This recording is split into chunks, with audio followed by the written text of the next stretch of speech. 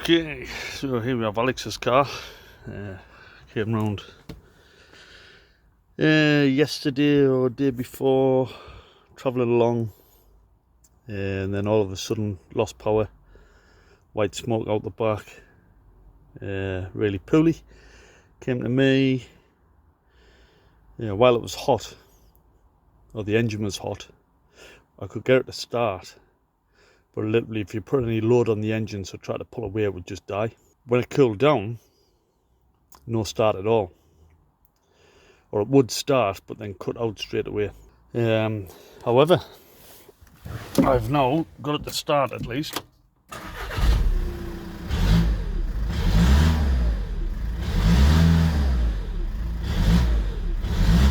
So it runs absolutely fine, it's not missing, and I'll show you what the problem was, which I've still got to fix. But at least it's not injectors or high pressure fuel pump, etc. In fact, I'm going to switch the engine off because it'll be too loud with it on. So basically with this connected, which is EGR, so the exhaust gas recirculation system, and ultimately what happens is there's a valve inside of there, and the valve opens and closes depending on the temperature of the engine and allows the exhaust gases to go into the combustion process to be reburned, which basically reduces emissions. That's the idea of it. Hence exhaust gas recirculation. It's recirculating the gas again to get burnt, or exhaust gases. However, looking at this EGR, it has been replaced. It's brand new, or it looks new compared to the others, so it has been replaced at some point. That said, we did know the DPF was knackered on this. It got gutted, so it's got no DPF now. But when that was blocked, basically the exhaust gases had nowhere else to go but here. So you were getting the full amount of exhaust gas from the engine coming through this small pipe into the EGR. So for all this was new, it's just blocked that up as well. And here is the end of, so much so, it knocked the valve off the stem. So that's the end of the valve that would open and close and allow the exhaust gases in, or close it and stop it coming in. This had actually fell off, so it was just sitting inside the EGR.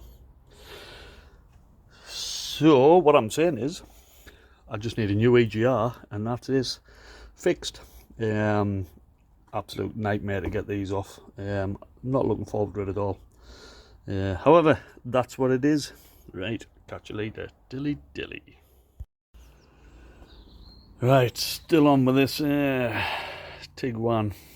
So, as we know, I got it to start by disconnecting the input from the exhaust into the EGR, so that was made it run, which then suggested there was a blockage going back the way, so either the turbo doesn't work or the DPF's blocked. Now the DPF's been took out.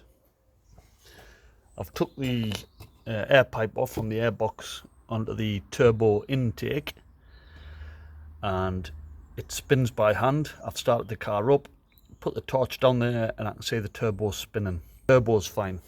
Now what happened was I took it for a test drive to make sure no lights come on and we weren't in limp mode, and it was chucking out loads of smoke and no power, to the point where it got a certain amount of revs and then it picked up pace and kind of went, but the smoke was still there. Now that's with this blanked off, so I have put basically a washer inside there to prevent the exhaust gases going into the EGR, because we know it runs without the exhaust gases going in there.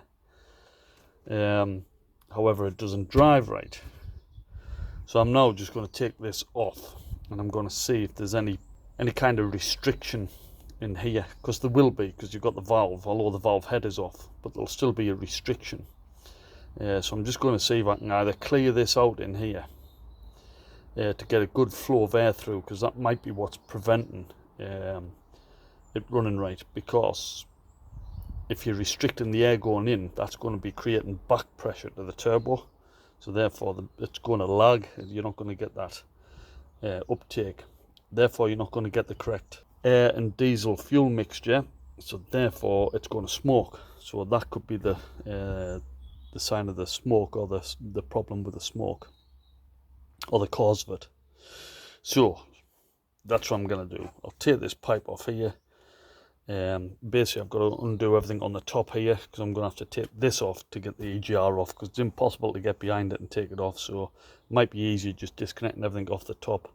And you've got all these kind of locating bolts here, there, in there, all the way around, and I'm hoping this will then just lift off. I've disconnected this pipe here, so that should allow us to take the whole thing off, and then I can get to the EGR, see what's what, and if need be I'll order a bypass and just put a straight through pipe on. They're readily available on Fleabay, so that's the plan.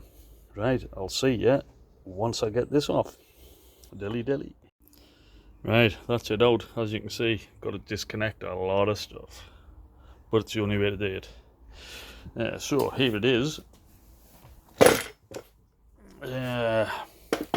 So EGR valve, or EGR, fairly pitted as we can imagine.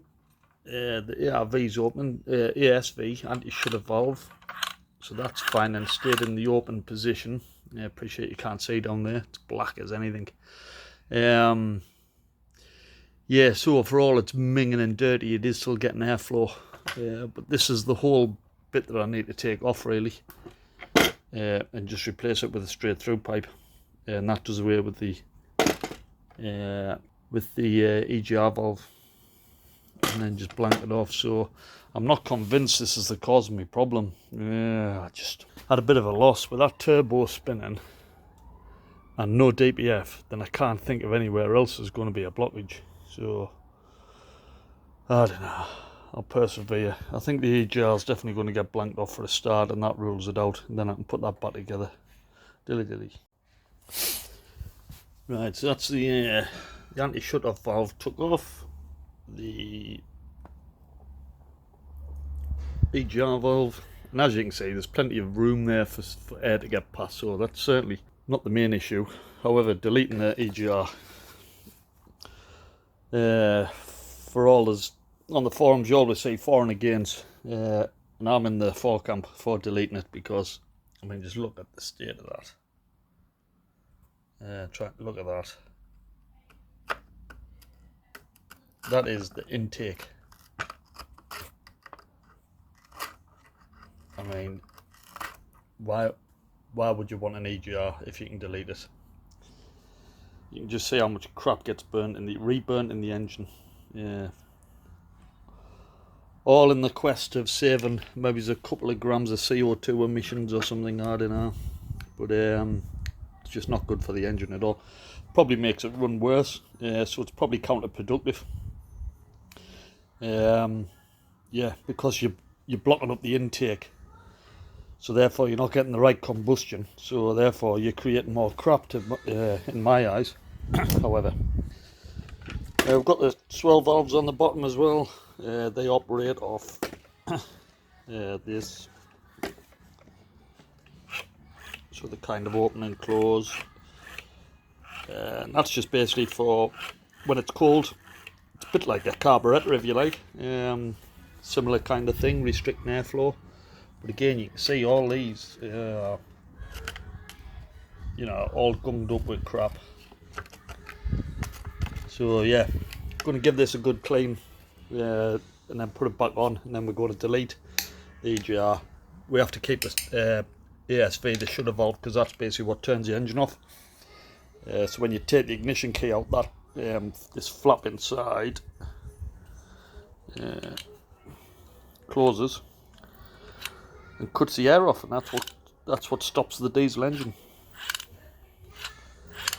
There you go. So again, I'll give that a clean as well while I'm on. Right, get to work, dilly.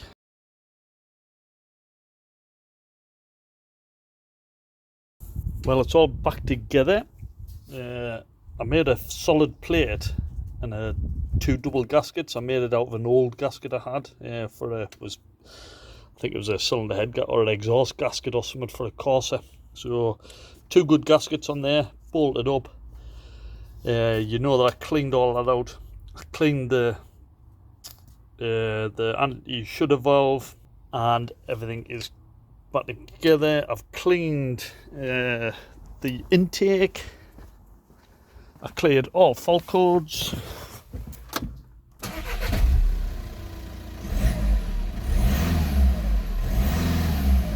starts up, revs fine, took it for a test drive, and it's fixed. Hey! Oh, it runs sweet as a nut.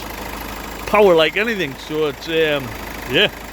Hey, that might have just been what it needed, a good clean up. Happy days. I'll drop it round, Betty, dilly dilly.